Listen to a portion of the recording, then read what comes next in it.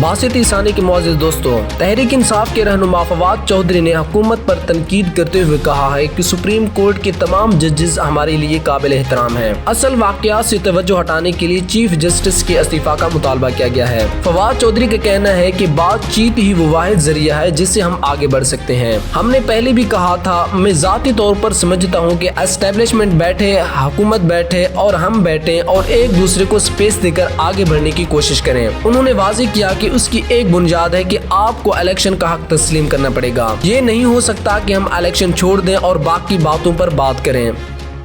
आप हमारे साथ बैठकर इलेक्शन के ऊपर हमारे इख्तलाफात पर बात करें और रूल ऑफ द गेम बनाएं।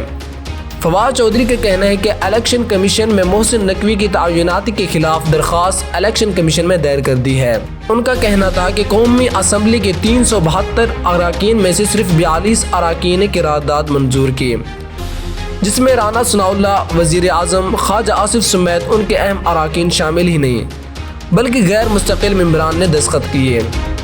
फवाद चौधरी ने दावा किया कि जिसने क़रारदाद पर दस्तखत किए वो इसी से लाताल्लुकी का इजहार कर रहे हैं, वरना अगले 48 घंटों में उनके खिलाफ रेफरेंस दायर किया जाएगा और वो सब नाअहल होंगे। फवाद चौधरी के मुताबिक मुल्क को सियासी बहरान की जानब धकेला जा रहा है। पाकिस्तान के मसाइल का हल सिर्फ इंतखाबात हैं। उनका कहना था कि नेशनल सिक्योरिटी काउंसिल का कल जो एलामिया आया उसमें कहा गया कि हम दहशत गर्दों के रहमो करम पर हैं, इसलिए इलेक्शन नहीं करवा सकते, और कहा गया कि $10 मिलियन भी नहीं कि इंतखाबात हो सकें।